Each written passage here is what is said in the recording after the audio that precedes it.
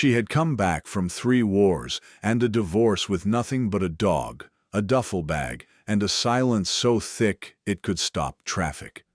Commander Renata Voss, 12 years Navy SEAL, 2 commendations she never displayed, 1 name she carved into her heart like a wound that would not scar over, had arrived in the mountain valley of Harrow Creek the previous October with the deliberate intention of disappearing into it.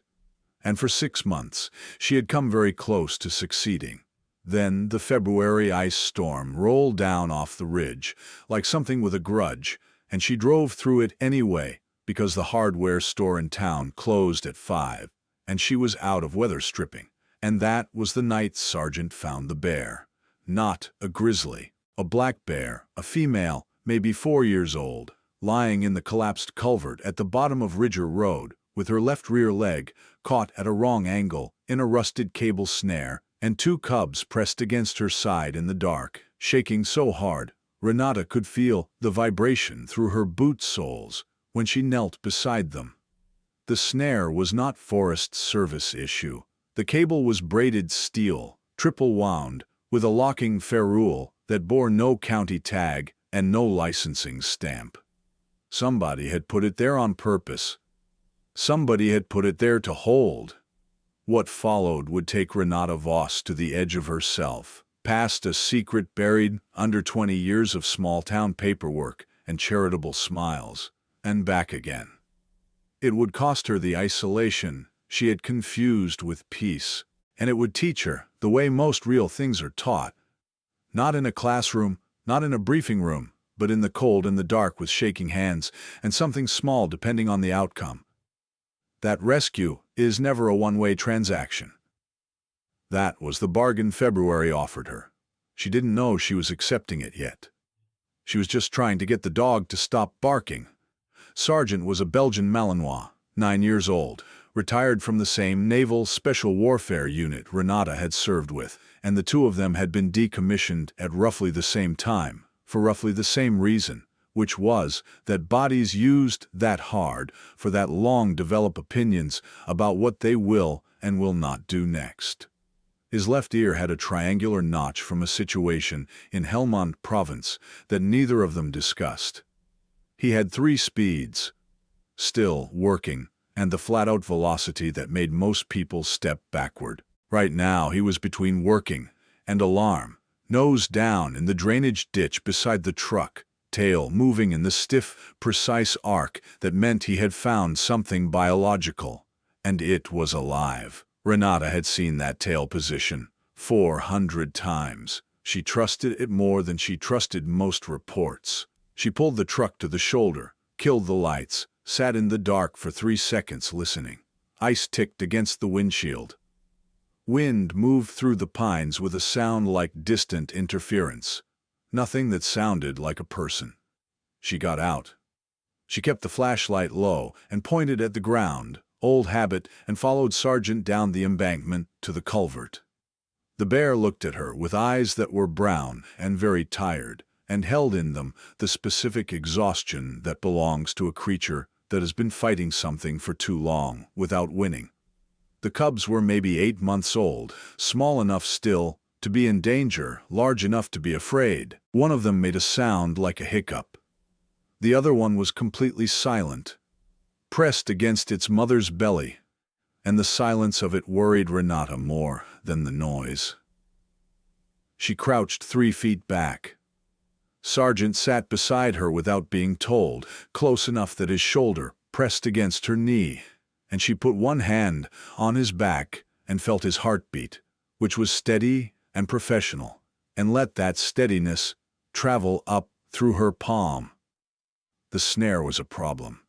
It had drawn tight enough that the bear's attempts to pull free had worsened the bite, and the leg had swollen around the cable, so that releasing it without surgical attention would likely mean releasing a wound that would go septic in 24 hours. The bear could not be pulled out.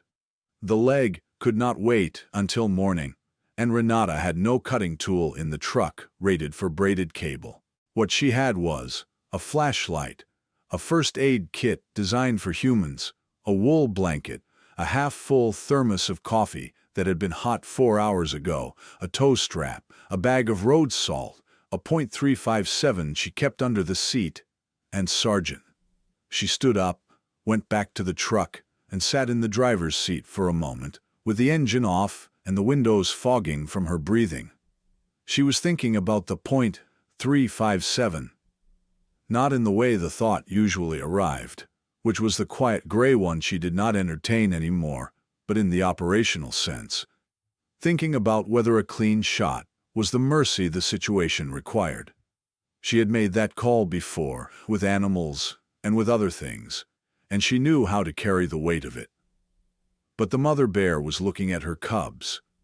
The silent cub had turned its head and was watching the flashlight beam with the focused attention of something that was not yet ready to stop. And Renata thought about all the times someone had decided that the cleanest solution was also the most permanent one, and how many of those decisions had been made too quickly by someone who was cold and tired and wanted to go home. She picked up her phone. The signal was poor but present. She searched for wildlife veterinarian emergency contacts for Garner County and found a name attached to a practice 12 miles north. Dr. Willa Khatri, large animal and wildlife, with an after-hours number that picked up on the fourth ring. The voice on the other end was alert, in the way of someone accustomed to being called at bad hours, and it said, without ceremony, "Khatri, what have you got?" Renata told her. "Cable snare. Adult female black bear. 2 cubs. Suspected leg compromise. No county identifier on the equipment. Location on Ridger Road, at the culvert marker for mile 2.4. A pause. Then, "Don't pull on the cable. Don't let her pull on it either if you can help it. She's pretty exhausted. She's not pulling anymore. How long do you think she's been there?" "Based on how the swelling looks? At least a day. Maybe a day and a half." Another pause. Longer. "I'll be there in 40 minutes. Do you have any way to keep her calm?" "I have a blanket and a retired military dog, who apparently has more emotional intelligence than I do." There was a sound on the other end of the line that might have been a laugh extinguished before it fully formed. "Keep the dog back from the cubs, and keep yourself back from all of them. A trapped animal in that much pain." "I know," Renata said. "I've been in that situation from the other side." She hadn't meant to say that. She clicked the phone off and sat with the silence for a moment. Then she got out of the truck and went back down to the culvert with the blanket and the cold coffee and the patience she had learned, over many years, to manufacture out of whatever raw materials were available. Dr. Willa Khatri arrived in 37 minutes, which told Renata something about how she drove, and she arrived in a white truck that was considerably more organized than Renata's, with a rear bed, fitted with secured drawers and a mounted light bar. She switched off before coasting the last 100 yards, which told Renata something else. She was a compact woman, early 40s, with close-cropped gray threaded hair and hands that went directly to the supply drawers before she had finished asking questions, which Renata recognized as a fluency with emergency she respected immediately. Sergeant watched Dr. Khatri come down the embankment and tilted his head at an angle that Renata had learned to read as provisional approval with reservations to be reviewed. "Good boy, Doctor," Khatri said to him without looking at him, which impressed Renata further. People who did not need to perform for animals generally knew what they were doing with them. "She's about 180 pounds, Renata said. "Cubs are roughly 20 each. The quiet one concerns me." "Which quiet one?" Dr. Khatri had a headlamp on now and was crouched at the culvert entrance, assessing with the kind of compact efficiency that meant she was already 3 steps ahead in the process. "The one pressed against the belly. Hasn't made a sound. Too still." Dr. Khatri looked at the cub for several seconds. "Dehydrated. Hypoglycemic possibly. Not critical yet, but close." She began laying out equipment. "I'm going to sedate her, the mother, and then we work fast. I need you to do exactly what I say when I say it, and not anything else. Can you do that?" Renata almost said something dry about her professional qualifications, but decided it was the wrong moment. "Yes," she said. "What's your name?" "Voss. Renata." "You called the number, Renata. Most people would have kept driving." "Most people would have," Renata agreed, and did not say anything further about that. The sedation took effect in 8 minutes. While the mother bear settled, Dr. Khatri moved with the practiced efficiency of someone who had done hard things in bad conditions, often enough that competence had become a kind of calm. Renata held the light exactly where she was told, handed things exactly when asked, and did not volunteer action or opinion, which she had a feeling Dr. Khatri noticed. Sargent lay at the top of the embankment, watching the road in both directions, because that was his job, and he understood his job. The cable had to be cut with a bolt cutter from the truck, and then the wound had to be cleaned and temporarily dressed in the field, which was going to require a decision about what came next. The leg was not broken. That was the good news, delivered flatly and without celebration, which Renata appreciated. The tissue damage was significant, and the wound was contaminated, and the bear needed a proper facility and follow-up sedation and antibiotics. And Dr. Khatri had a wildlife rehabilitation contact who could take her, but that was tomorrow's problem. Tonight's problem was keeping her stable and warm and getting the cubs fed. "I have a barn," Renata said. She had not planned to say this either. Dr. Khatri looked up. "How big?" "Big enough. It was a working equine barn when I bought the property. I've been using it for storage mostly, but there's a stall at the far end that's clean and enclosed and has a heated water line." "How far?" 3 miles up the same road." Another one of those almost laughs. "You have any idea what you're volunteering for?" "I have some idea," Renata said. "I've kept company with things that needed not to die before. It's a skill set I have." Dr. Khatri was quiet for a moment, looking at her. The headlamp made it difficult to read an expression, but Renata got the impression of assessment, rather than scrutiny, of someone taking a measurement for practical purposes. Then Dr. Khatri said, "All right, let's load her." Moving a sedated 180-pound bear and 2 frightened cubs in an ice storm in the middle of the night was exactly as complicated as it sounds, and it took 40 minutes and 2 rearranged truck beds, and one moment where Renata's bad knee buckled on the embankment and she caught herself on the tailgate without making a sound about it, and another moment where one of the cubs made a break for the drainage ditch and Sargent herded it back with a precision and gentleness that Renata would think about for a long time afterward. He did not chase the cub. He simply moved to the side it was running toward, sat down, and let the cub run into the wall of his calm presence and reconsider. The cub reconsidered. Sargent received no acknowledgement for this and clearly expected none. By the time they reached the barn, Renata's hands were numb, and her knee was a problem she was cataloging for later, and the temperature had dropped another 6 degrees. She turned on the barn's overhead heat lamps, the ones she'd kept functional out of some instinct she hadn't examined before now, and the stall at the far end smelled of old cedar and iron-rich water and the ghost of horses that had stood there before she arrived. She had lined it with 2 bales of straw from the corner stack before they'd left. During the 5 minutes Dr. Khatri had gone back to her truck for additional supplies, because Renata did not believe in arriving at a position without having prepared it first. Dr. Khatri noticed the straw when they brought the bear in. She didn't say anything, but she nodded once, shortly, and Renata found that the nod was sufficient. They worked for another 2 hours. The mother bear's vital signs stabilized. The wound was properly dressed. The louder cub accepted a small amount of electrolyte solution from a bottle that Dr. Khatri produced from what Renata was beginning to think of as the truck of infinite preparation. The quiet cub was harder.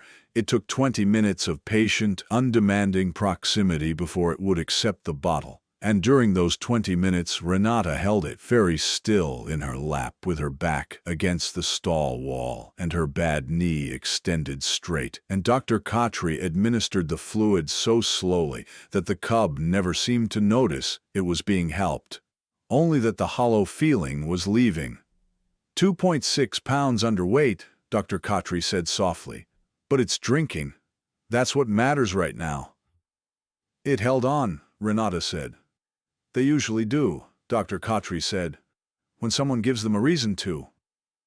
Renata did not respond to that. She looked down at the cub, which had stopped struggling and gone heavy with exhaustion in her arms, and she felt something in the center of her chest that she did not have a current name for. She had a former name for it. She did not use the former name.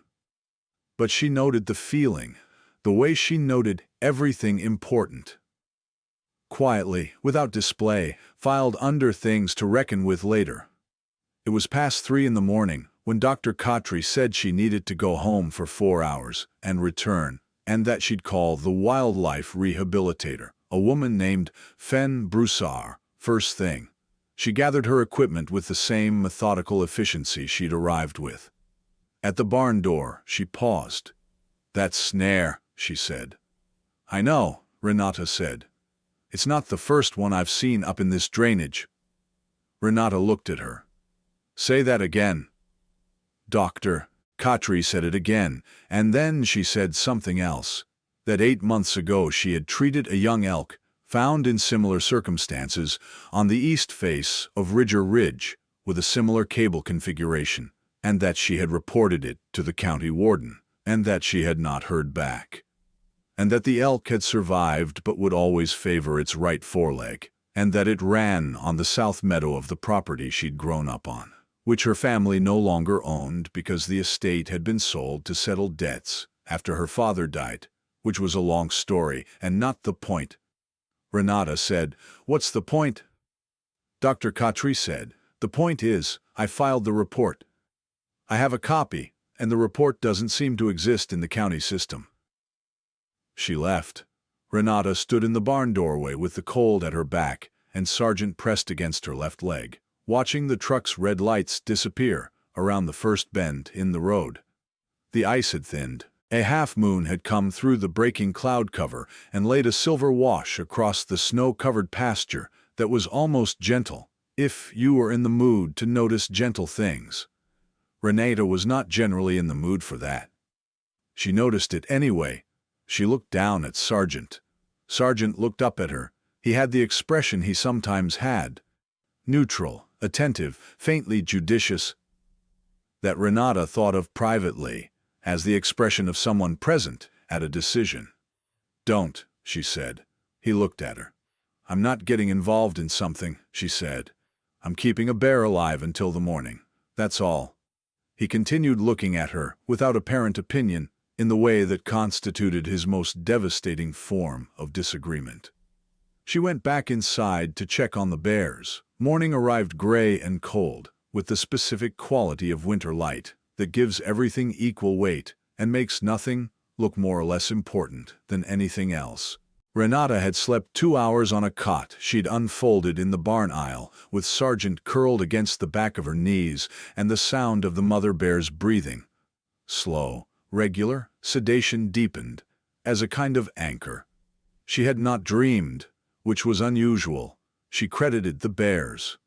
Dr. Khatri returned at 7:45, with coffee in a thermos that was actually hot, and a woman Renata had not met, who was introduced as Fen Broussard, wildlife rehabilitator, licensed by the state with a facility for large mammals 12 miles west.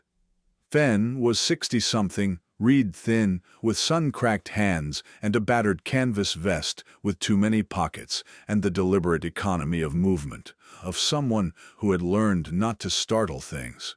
She came into the barn and went straight to the stall and crouched there for 3 minutes without speaking, just looking and listening, and then she said, "Mother's going to be all right. The smaller cub is undersized, but its color is good. You did well by them." Renata said, "Dr. Khatri did the work." Fen said, "Willa did the medicine. You did the deciding. Both matter. She stood up.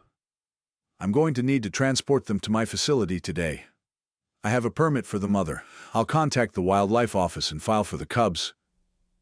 She looked at the stall arrangement, the water line, the straw. Who set up this stall? I did, before we brought them in. Fen nodded once, the same kind of nod Dr. Khatri had given the night before, and Renata was beginning to understand that among people who worked with animals in emergencies, a single nod carried the weight that other people spread across a paragraph of compliments. While they waited for Fen's transport arrangements, Dr.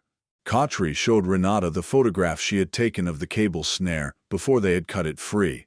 She had photographed it from multiple angles.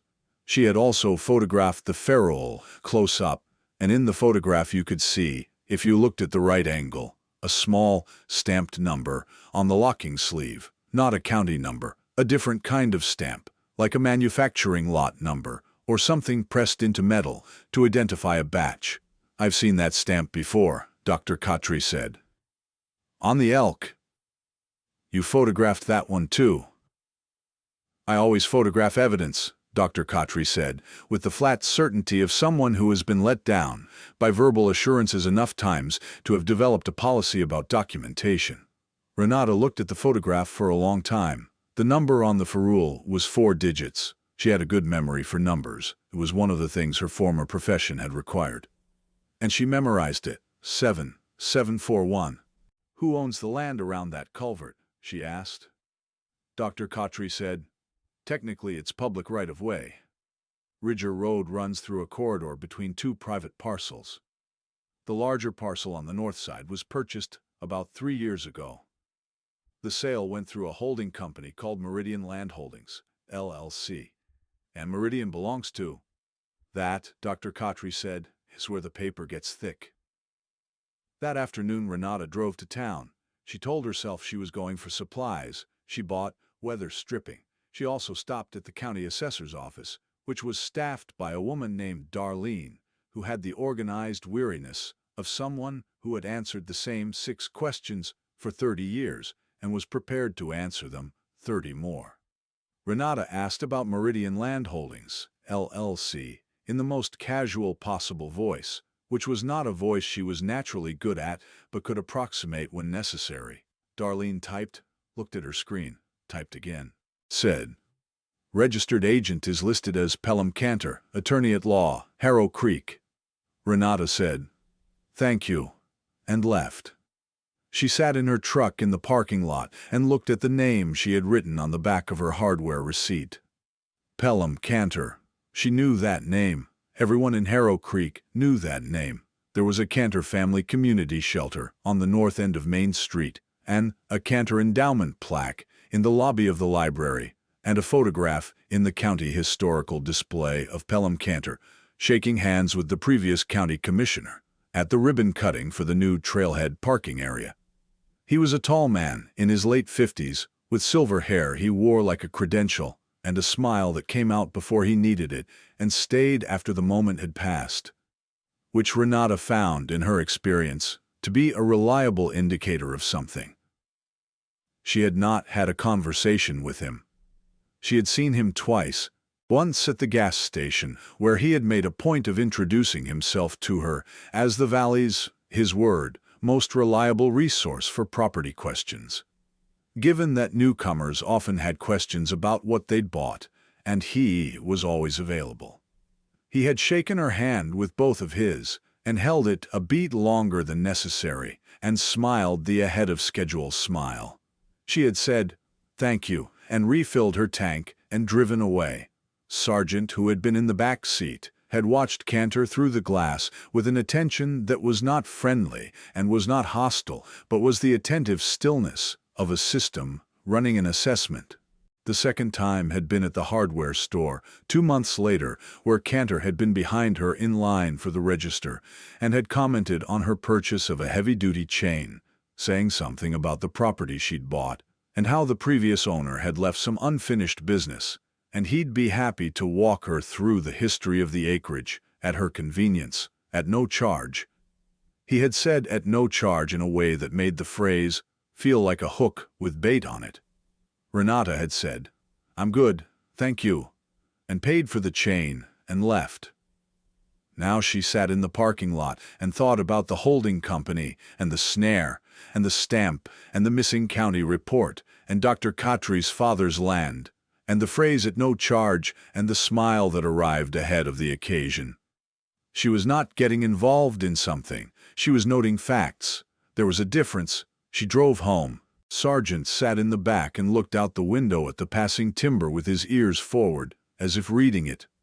3 days later, the mother bear was at Fen Broussard's facility, recovering well, and the cubs were stable and gaining weight, and Renata had driven out twice to check. Fen accepted the visits without comment, which Renata appreciated. She was given a chair outside the enclosure and a view of the cubs, and she sat in the chair with her bad knee extended and watched them move through the space with the tentative, exploratory quality of things, relearning that the world had more room in it than the last place they'd been. On the third visit, she arrived to find a vehicle she didn't recognize parked in front of Fen's outbuilding, a clean gray sedan with county plates. She found Fen inside with a man in his mid-50s, in a gray-green uniform shirt and a warden's badge, who was looking at the rehabilitation permits with the expression of someone doing his job and not entirely comfortable with it. He was built like someone who had done physical work outdoors his entire adult life and had recently started doing desk work and had not reconciled those two facts in his posture. His name, Fen introduced flatly, was Warden Cal Duvain, County Wildlife Enforcement. He had received a report about an unreported snare removal. Renata said, "I didn't remove the snare. Dr. Khatri cut it to free the animal and then documented it." Duvain looked at her with eyes that were appraising, in a careful, unhurried way. "Your Voss. You were on scene. I found the animal. I called for help. I provided a temporary refuge until transport could be arranged. All of that is documentable." "You didn't call the wildlife office." "The wildlife office was closed. It was 11:40 at night in a February ice storm. I called the most relevant available expert and secured the animal's welfare." She paused. "I'm happy to file whatever report is required. I'm also happy to tell you about the stamp on the ferrule of the snare mechanism, which I understand Dr. Khatri photographed, and which I understand does not match any county-permitted trapping equipment issued in this area. Would that be a conversation you want to have?" Duvain was quiet for a moment. He looked at Fen. Fen had the expression of someone who had been waiting a long time for someone else to say something plain. He said, "Come outside." They stood by the vehicles. The sky was white and low and smelled like more snow coming. Duvain looked at the mountains and then at Renata. "I got a report 8 months ago," he said, "from Dr. Khatri about a similar situation on the east face." "I know," Renata said. "She told me. I submitted it up the chain. I was told the equipment had been identified as an illegal private placement, and the matter was being addressed through the appropriate channels." "And was it?" A long pause. "I went back to check on the report 2 months later.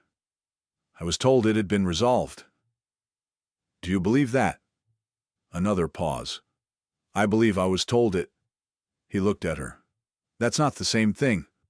"No," Renata said. "It's not." They stood in the cold for a moment.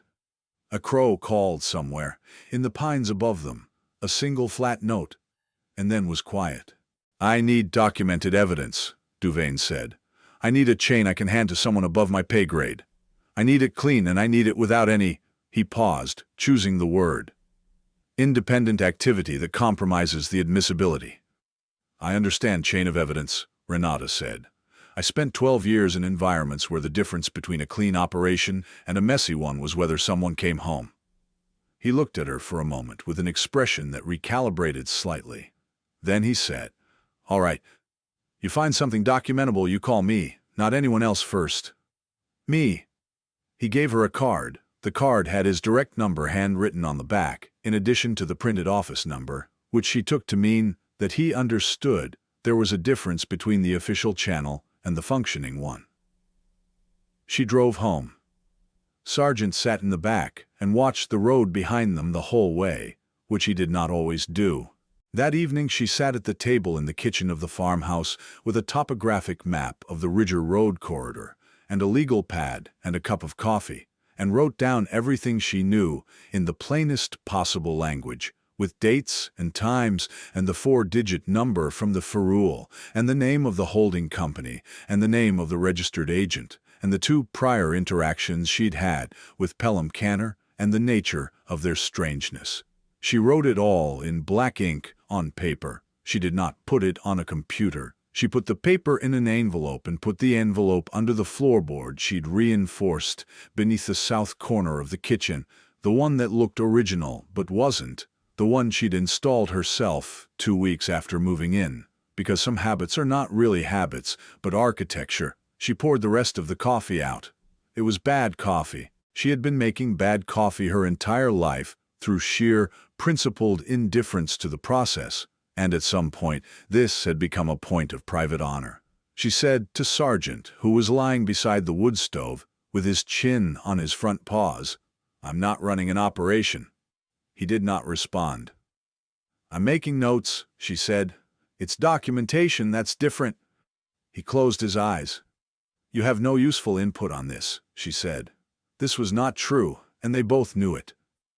What happened next happened because Renata made the mistake of driving the Ridger Road corridor twice in 4 days with a good camera and a notepad, and because she was not sufficiently inconspicuous about it, though she thought she was, which is a failure mode she had observed in others and did not enjoy discovering in herself. On the 6th morning after the bear, she came out to the barn and found the padlock on the side door replaced with a different one. Not broken, not forced, swapped. And inside the barn, the truck's rear window had a crack in it that ran diagonally from the upper right corner, the kind of crack a rock makes when it's thrown with accuracy at a specific angle, which is not the kind of crack that happens from temperature change. Nothing had been taken. That was the message. It would have been easier to take something. The message was that they had been in the space and had chosen not to take anything, which is a more sophisticated communication than theft. She stood in the barn, looking at the cracked window for a long time. Then she went inside and called Dr. Khatri. "Have you had anything unusual at your practice in the last few days?" she said. A pause. "I had a voicemail from a man who didn't leave a name, asking whether I'd filed any wildlife incident reports recently, and whether I was aware of the liability implications of unauthorized wildlife handling." "When?" "2 days ago." "Did you call back?" "No. I recorded the voicemail and sent a copy to my personal email and a copy to a friend who's a wildlife attorney in Billings." "You work fast," Renata said. "I've been doing this for 17 years in a county where doing it has occasionally made people unhappy," Dr. Khatri said. "I believe in documentation." "I know you do. Can you meet me at Fenn's facility this afternoon?" "What for?" "Because Fenn has been doing rehabilitation work in this county for 31 years, and I want to know what she knows about Meridian Land Holdings and the north side of Ridger Ridge, and I think you should be there when she tells us." There was a pause. Then Dr. Khatri said, "I'll be there at 2. What Fenn Broussard knew about Meridian Land Holdings was this. The north parcel along Ridger Road, before Meridian purchased it, had been owned by a family named Okafor. Specifically by an elderly woman named Constance Okafor, 81 years old, who had lived on it since her husband built the house there in 1967, and who had signed it over in a transaction Fenn described as abrupt and poorly explained about 3.5 years ago, shortly after Constance's son Joseph, who had managed the property, passed away from a cardiac event at the age of 53. Joseph Okafor was 53, Dr. Khatri said quietly, and said nothing else for a moment. And Renata noted the quality of the silence and filed it. Constance Okafor, Fenn continued, now lived in a small assisted living facility in Garner, the county seat, and Fenn visited her once a month because they had been friends for decades, and because Constance had, in Fenn's assessment, been isolated in a way that was not entirely by her own choice. Constance had told Fenn over the past 2 years fragments of a story about the property sale that did not cohere with the documents she'd been shown. Specifically, that there had been a debt she did not understand attached to the property after Joseph died, and a lawyer who had come to the house several times before she signed, and papers that she had been told Joseph had prepared before his death that she had never seen Joseph prepare, and a feeling she described to Fenn as being handled rather than helped. The lawyer who had come to the house, Fenn said, was Pelham Cantor.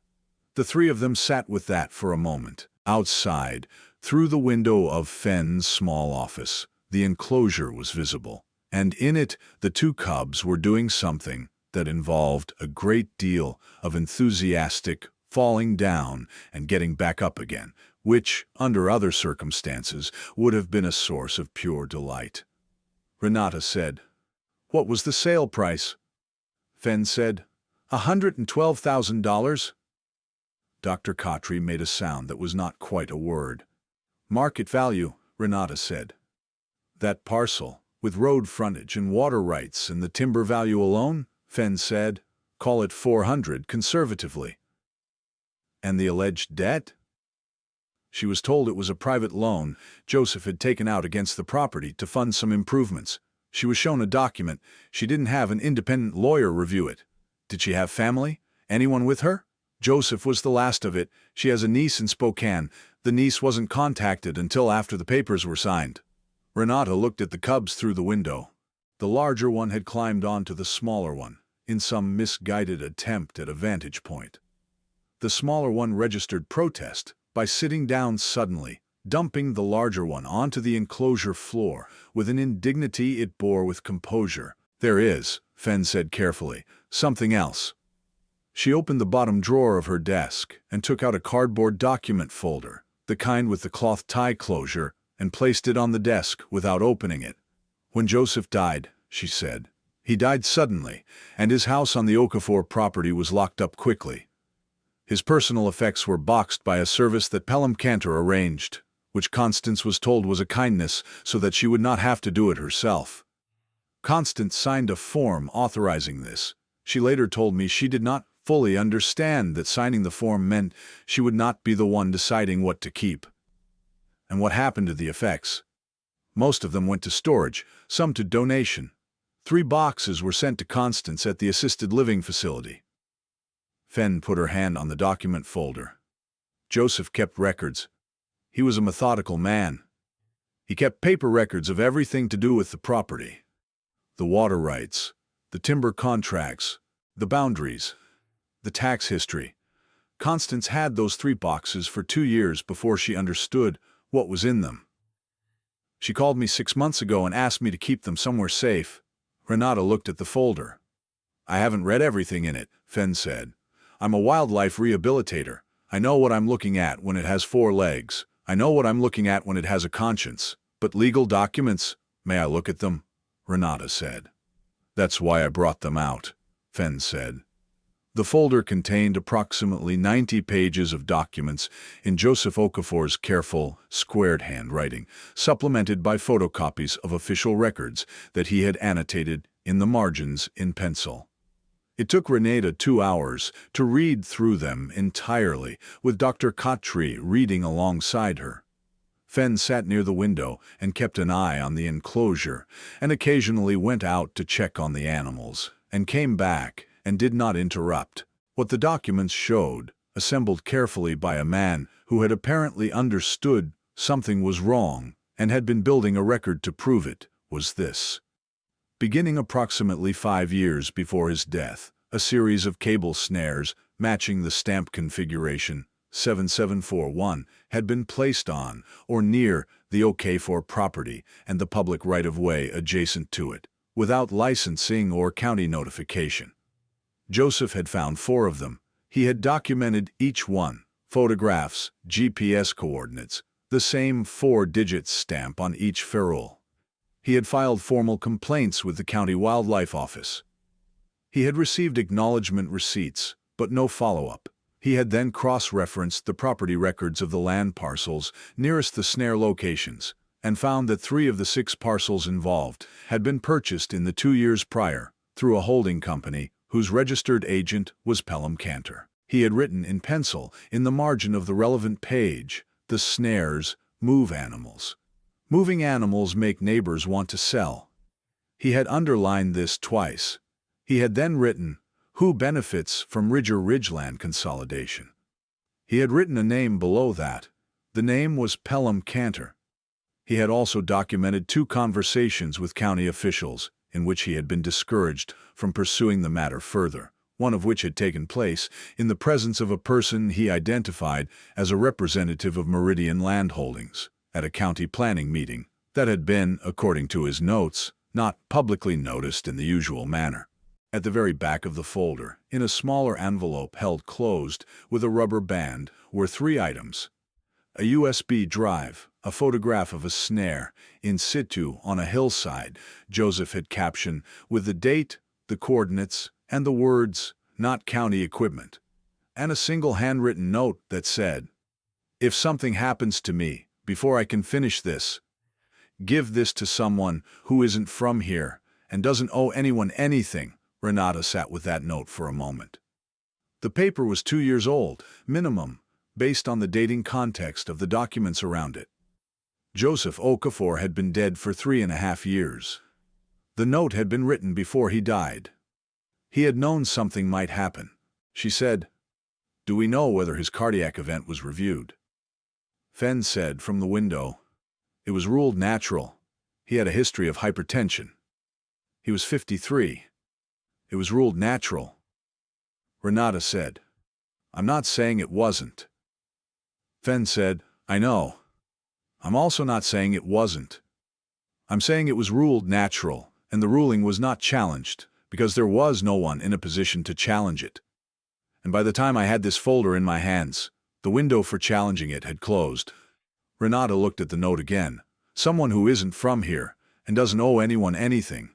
She did not say anything about that. She put the note back in the small envelope. She looked at the USB drive. "Do you have a laptop?" she asked. The USB drive contained copies of Joseph Okafor's complaint filings, time-stamped with their original creation dates, and copies of the County Wildlife Office's acknowledgement receipts, and, most significantly, a video file recorded on a phone, 8 minutes long, in which Joseph Okafor sat at a kitchen table that Renata recognized from the background details as the Okafor farmhouse, and spoke quietly and precisely about what he had found and what he believed it meant and who he believed was responsible, and said, "I don't know if I'm right about all of it, but I know what I found. I know what these snares do. I know who profits when the animals make people want to leave. And I know that a man with a good smile and a charitable foundation can make a lot of paperwork disappear if the right people look the other way. And I don't think anyone is looking the right way right now." He paused. He looked into the camera for a moment, which was to say he looked at them, at the 3 women in Fenn Broussard's office, on a cold February afternoon, 3.5 years after he died, and he said, "I just want somebody to look." Dr. Khatri put the back of her hand against her mouth, briefly, and then took it away and sat very straight. Renata said, "We call Duvain tonight." She looked at Dr. Khatri. He said, "Clean evidence in a chain." "This is clean evidence in a chain." "Cantor will have attorneys, Dr. Khatri said. "He'll have county relationships. He'll have all of that," Renata agreed. "And we'll have documentation, original timestamps, a video testimony, a deceased whistleblower's filed complaint receipts, 2 physical evidence photographs from 2 separate incidents, 18 months apart, and a 4-digit stamp that does not appear in any county licensing record." She paused. "I'll also have the original snare, because I had Dr. Khatri cut it and bag it in the field, and we've maintained its integrity." Dr. Khatri stared at her. "The bag in the back of my truck." "The bag in the back of your truck," Renata confirmed, "which you photographed before handling and have not transported across county lines, which constitutes physical evidence in a wildlife crime investigation." A silence. "You planned for this," Dr. Khatri said. I planned for the possibility of needing to hand something clean to someone with authority, Renata said. That's different from planning. That night, Renata called Warden Duvain and talked for 45 minutes. Duvain asked 3 clarifying questions at the end, none of them small, and then he said he was going to contact the State Wildlife Enforcement Division, which existed outside the county reporting structure, and a particular detective there, whose name he offered without context, implying by the offering that the name was a resource he trusted. This is going to take time, Duvain said. Proper investigation, proper chain, building a case through channels that can actually make something stick. We're talking weeks, possibly months. I know, Renata said. It won't be fast. Fast isn't always the measure of right, she said. Duvain was quiet for a moment. No, he said. It's not. What happened in the following days before the investigation, properly mobilized, happened in the register of escalation that Renata had been expecting and had prepared for, because when power is threatened, it rarely sits quietly. Cantor's response began with a visit.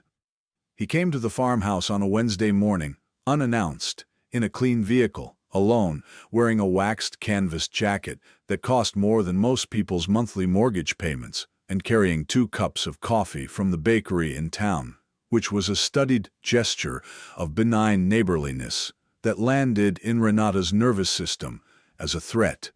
Sargent went to the door before Renata did. He did not bark. He stood behind the door as Renata opened it and looked at Pelham Cantor through the gap with the focused, complete attention that did not have a friendly component, and Cantor looked at him, and the ahead-of-schedule smile flickered, not vanished, just flickered, and Renata noted the flicker. "I thought I'd drop by," Cantor said. "See how you're settling in. I heard you had some excitement the other night." "Wildlife emergency up on Ridger Road," Renata said. "News travels. Small valley," he said easily. "I also heard you might have found some equipment up there that didn't belong. I want you to know, on behalf of the property owners adjacent to that corridor, that we take unauthorized equipment seriously, and we'd like to cooperate with any investigation." Renata looked at him. He was smooth. She had met smooth people in high-stress environments and understood that the smoothness was structural, not superficial, which made it more dangerous and also more brittle if you found the right pressure point. She said, "That's good to know. The wildlife office has been notified. If there's anything needed from property owners adjacent to the corridor, I'm sure they'll be in touch." She said it with the flat courtesy of someone who has received many briefings and ended many meetings, and she watched Cantor recalibrate behind the smile. He offered the coffee. She declined. He said he hoped she'd settle happily into the valley. She said she was sure she would. He said he was always available if she had any questions about the area. She said, "Thank you." She closed the door. She stood with her back to it and counted her own heartbeat, which was even, which she was glad about. Sargent sat at her feet and looked up at her. "I know," she said.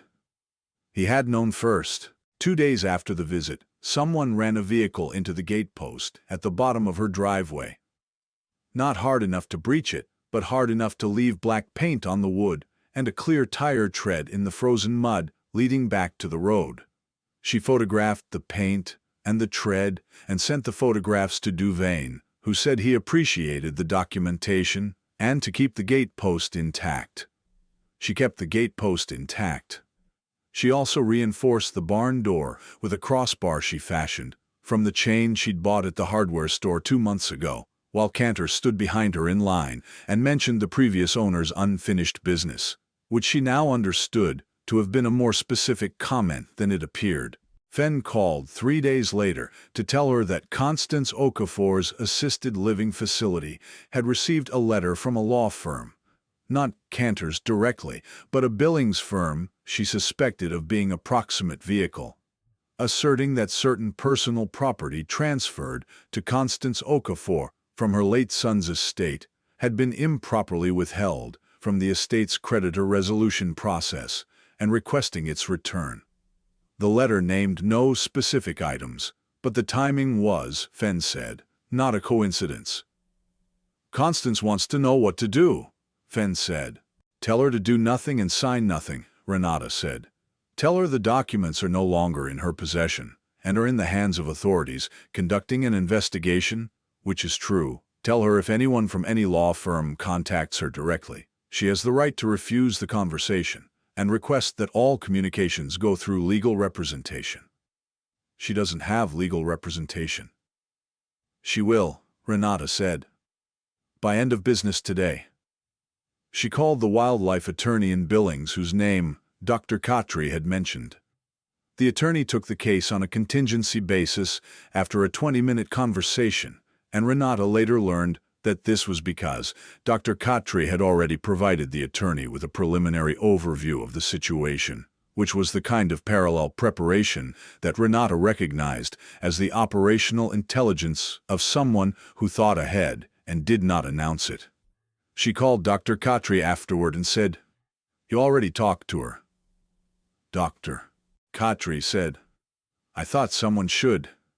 "Thank you," Renata said, which was not a word she deployed casually or often, and she used it as plainly as it deserved. "Don't thank me," Dr. Khatri said. "Thank Joseph Okafor. He built the record. We're just carrying it."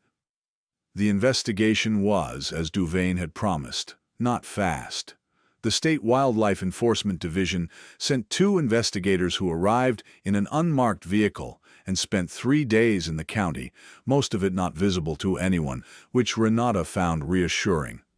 They reviewed the physical evidence, the snare, the photographs, the ferrule, the 4-digit stamp, and traced the stamp through a manufacturing database to a batch of custom cable hardware ordered through an agricultural supply account registered to a business entity that shared a mailing address with Meridian Land Holdings. This was the link that moved the investigation from wildlife crime to fraud, and once it moved to fraud, a different set of authorities became relevant, which expanded the case in ways that Renata was not briefed on in detail because she was not an investigator. She was a witness. She stayed in her lane. What came out in the following weeks, through channels she was only partially visible to, was this. The snares had been placed systematically over a period of at least 5 years at locations chosen to increase wildlife incursion and property disturbance on parcels adjacent to land Meridian Land Holdings was interested in acquiring. The animals displaced and injured by the snares created problems for property owners. Fence breaches, crop damage, the unease of repeated predator contact that made some owners more willing to sell at below-market prices. In at least 4 cases, the sequence of snare placement, disturbance, and discounted sale could be traced. The Okafor parcel was the most clearly documented case because Joseph Okafor had understood what was happening and built a record of it, and because the gap between the sale price and the market value was the largest, $288,000. Which was what Constance Okafor had not received for the home she had lived in for 56 years. Pelham Cantor was not arrested dramatically. He was served with a civil lawsuit, and then a criminal referral, and then a second criminal referral from a different jurisdiction. And each of these things happened quietly and on paper, which is how most lasting consequences happen. He retained counsel. There were hearings. There would be more hearings. The charitable foundation bearing his name was placed under independent review by the State Attorney General's office. The community shelter it funded continued to operate under interim management because the people who used the shelter had done nothing wrong, and the warmth in the building did not belong to the man who had put his name on the wall. Duvane came to see Renata when the first charges were filed and told her in the dry, careful language of someone managing his own relief that the case was proceeding through the appropriate channels and her cooperation had been critical, and the evidence she had helped to secure and preserve was the foundation of the record that made prosecution viable. She said, the foundation of the record was Joseph Okafor. He carried it for 5 years alone. Duvane said, yes, he did. He looked out the barn window at the pasture. The snow had pulled back from the south-facing slope and left a pale stripe of brown grass that the February light was already beginning to work on. His mother's going to be made whole. Not all of it. The legal process has limits, but enough. The restitution filing covers the property value differential, and there's a civil case for the additional damages. She's 81, Renata said. I know, it's slow. I'm sorry. Renata said, slow is better than nothing. Slow is what holds. He looked at her with the recalibrating expression she had seen before. Yes, he said. It is. Dr. Khatri came for dinner that night, which was not something they had done before. She brought food from the restaurant in town, and Renata made coffee that was objectively poor, and Dr. Khatri drank it without complaint, which Renata took as a significant gesture of respect, or, alternatively, as evidence of a robust constitution. They sat at the kitchen table with Sargent lying under it with his chin on Dr. Khatri's foot, which Renata noted as a strong statement from him, given that he was not in the habit of making physical contact with people he'd known less than 3 weeks. He did that because your foot was cold, Renata said. Dr. Khatri looked down at him with an expression that was not quite a smile, or was a smile that had something complicated behind it. My father used to say that animals know when you're grieving, even when you're not performing it. Your father was right, Renata said. My father was a property man, Dr. Khatri said. He loved that land. He walked every foot of it every spring. He knew where the water ran under the ground, which you don't learn from a map. You learn from years of paying attention. She looked at the coffee. He would have liked knowing the record was there, Joseph's record. He would have liked knowing someone built a record, Renata said. He would have liked knowing you were the one who kept looking. Dr. Khatri was quiet. Sargent's tail moved once, slowly, against the floor. My family doesn't get the land back, Dr. Khatri said. It's been sold and resold, and there are 3 other parties now. Constance Okafor gets her restitution. My family doesn't get the land back. That's the limit of it. Yes, Renata said. She did not soften it. She did not have a sentence to put behind it that would make it something other than what it was. She just sat with it, because sitting with things that cannot be made better is also a form of competence, one that sometimes matters more than the kind with instruments. After a while, Dr. Khatri said, The smaller cub is going to be fine, Fen thinks. She's calling her quarter. For the size? For the way she holds her ground, Dr. Khatri said. Fen says she's the one who doesn't make noise. Just holds still and waits, and then moves. Renata looked at her coffee. That's a particular way to be in the world. It is, Dr. Khatri said. It works, though. Eventually. The rehabilitation took 4 months. Renata drove to Fen's facility 11 times, which was more than she had driven anywhere for any purpose since arriving in Harrow Creek with her duffel bag and her silence. She did not always have a logistical reason.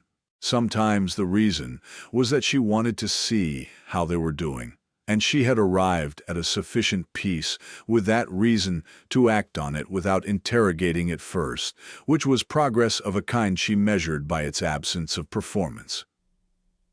Fen taught her things during those visits. How to read the body language of a habituating animal. How to be in a space without filling it up with yourself. How to make yourself background so that what you're watching can be what it is rather than what you need it to be. Renata was a good student. She listened the way she had learned to listen in other contexts, with her whole body and with all her attention, and with zero investment in the answer being the one she'd predicted. Sargent came twice. The second time, the mother bear noticed him through the enclosure fence and lifted her head and looked at him for a long moment, with the tiredness still in her eyes, but less of it than before, and then looked away and went back to what she'd been doing, which was the exact right proportion of attention for the situation. Sargent watched her with his professional regard, and then looked at Renata as if making a note. The release was scheduled for a morning in late June, when the weather was warm, and the berries on the north-facing slopes were coming in, and the forest had the loud green urgency of summer at altitude. Fenn's facility backed against a wildlife corridor that connected to National Forest land, and the release was into that corridor through a gate in the far fence, with no ceremony except the fact of it. The mother bear was the first one out. She paused at the gate threshold in the specific way of a creature that has been inside too long and has briefly forgotten what outside is, taking it in through her nose, which could manage more information than anyone present. And then she moved through it, with the restored authority of a body that belonged in that space and had missed it. And she went into the trees without looking back, which was correct. The cubs were next. The larger one followed the mother's path without hesitation, in the blithe, confident way of one who has always expected the world to make room. Quarter, the small one, the still one, paused at the gate exactly as her mother had. She looked back, not at the enclosure, at the people standing outside it. She looked at Fenn, she looked at Dr. Khatri, she looked at Sargent, she looked at Renata. Then she turned and went into the trees, and the green closed over her, and she was gone. None of them said anything for a while. The birds were going.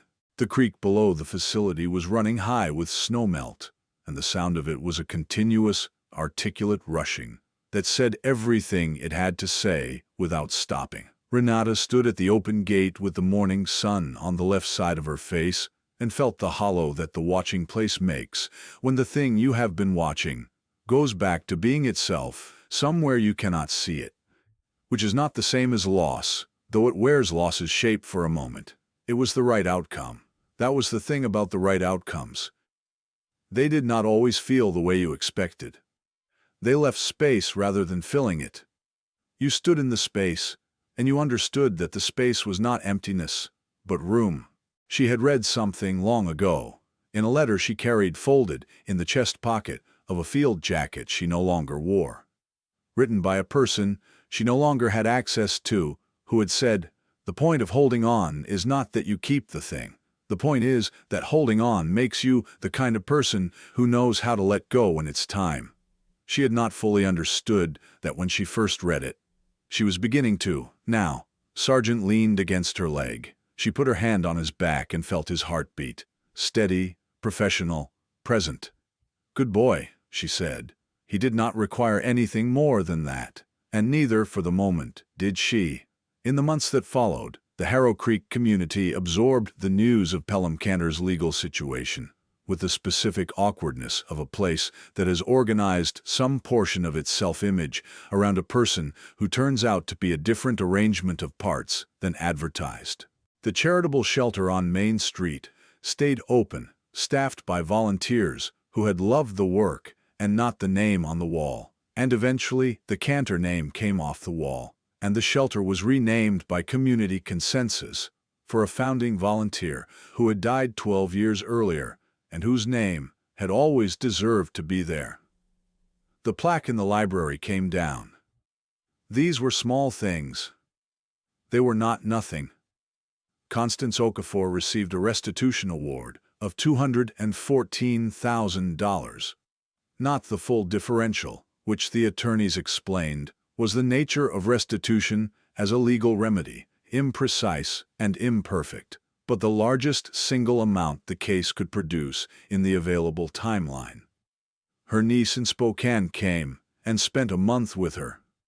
They talked, apparently, for the first time in real depth, about Joseph, about the property, about the record he had built. The niece, whose name was Ades, and who was an architect, told Fenn that it had been the first time in 3.5 years that talking about Joseph had felt like remembering him, rather than losing him again.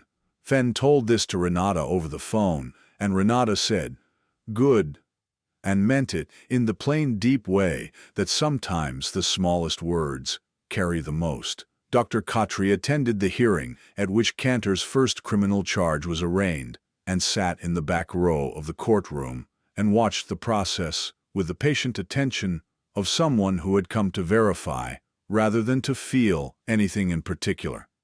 and afterward she drove to her father's former property and parked at the boundary and looked at it through the fence for a while, and then drove away. And the next time Renata saw her, she said that she thought she was done with that piece of it. Not the grief, the piece that had been waiting for something external to resolve before the grief could continue. That piece was done. In the fall, Renata built a paddock at the south end of her property. She did this with her own hands and 3 weekends of labor, using lumber from a mill in the county and hardware that she paid for herself and fence posts that she drove into the still soft September ground with the satisfaction of someone doing precise physical work in good conditions. When Fen came to see it, she stood at the railing and said, "What's this for?" "I thought I might be able to take a convalescent now and then," Renata said. Short term. Overflow from your facility, or from the wildlife office, if something comes in that needs somewhere to be, that isn't a clinic, but needs care. Fen turned and looked at her. "You'd need training." "I know. I thought you might be willing to provide it." Fen looked at the paddock. It was well built. The posts were level. The gate was hung correctly. The latch was the kind that operated with one hand, which mattered when you were carrying something. "The fence height for a black bear cub," Fen said, "needs to be at least 8 feet. "I know," Renata said. "I built it 10. Fen made the nod, the single, short, weighty nod. Renata had come to understand this nod as a form of acceptance that was more binding than most signed agreements. By the following October, Renata had completed Fen's training program and received a state license for wildlife first response and temporary convalescent care for large mammals under Fen's facility's umbrella.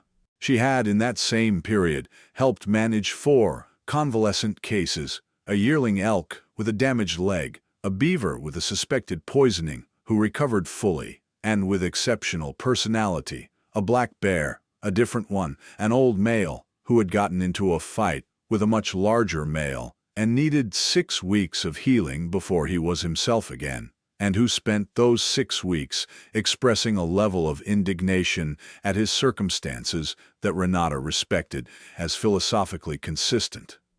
And a mule deer fawn, found orphaned near the highway shoulder and brought to her by a state patrol officer named Beatrice, who turned out to live 12 miles away and to have a useful and earthy sense of humor that made bad coffee go down easier. Sargent had opinions about the fawn, which were expressed primarily through sustained eye contact and a rigid insistence on sitting between the fawn's enclosure and the barn entrance every evening until dark, which Renata interpreted as protective, and for which she did not reproach him.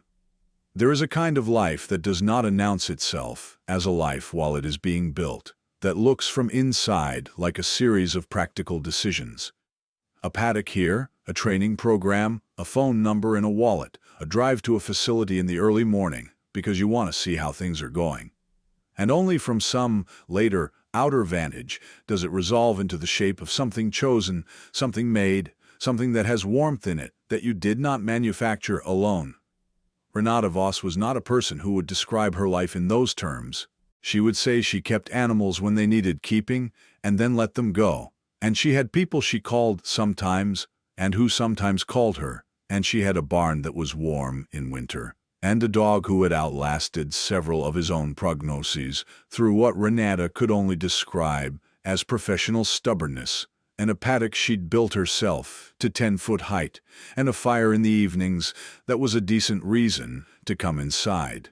She would say that, and all of it would be true. What is also true, and what she would not say, but had stopped actively disputing.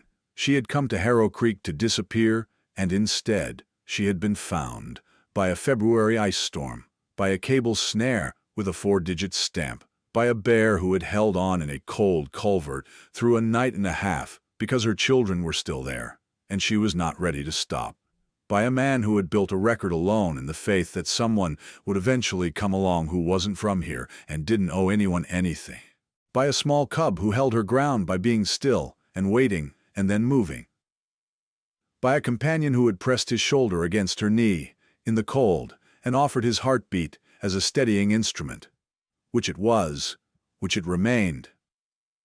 Mercy does not erase the wound it answers. It does not undo the years of cold, or the names carved into the quiet parts of you, or the mornings when the distance between sleeping and waking feels geographic and vast. What it does, what it has always done, in its inconvenient, unglamorous, requiring way, is reorder things. It moves the wound from the center to the edge, and puts something else at the center. Not happiness, which is too narrow a word, not peace, which is too large, something more specific, the sense of being present, and of mattering to the present, and of the present mattering to you, which is enough, which is the work, which is the whole of it. Renata had been through 3 wars, and come back from them. She had been through a silence she had maintained for 2 years as a form of discipline, and had slowly, without planning to, laid it down. She had been through a February night in a ditch with a suffering animal, and had made the choice that had already been inside her, waiting for the occasion, not to keep driving, not to calculate the cost, not to weigh the convenience of the dark against the weight of a life in it, but to stop the truck and get out and follow the dog and see. She had not saved the bear. They had, all of them together, given the bear the conditions in which the bear could save herself, which is the most that can be said of any rescue, and is not a small thing to be able to say. She got up every morning now with something specific to do. She did it. She came back inside in the evening to the fire, and the dog, and the sound of the animals settling in the barn, and the occasionally terrible coffee, and the phone that sometimes rang and that she now answered. She answered it. Quarter was out there, somewhere, in the national forest. In the timber, in the berry patches of late summer, in the denning ground she had chosen by some calculation Renata would never fully understand. She had been a small, silent, underweight cub who had been too cold for too long, and had held on anyway, and she had grown, and she was wild again, and she did not need anything from Renata, and this was the right outcome, and the whole point, and the thing Renata had learned, finally, to call grace. The fire was good tonight. The snow was coming tomorrow. The dog was warm against her knee, and his heartbeat was steady. And outside the window, the valley was dark and full and going on. She was in it,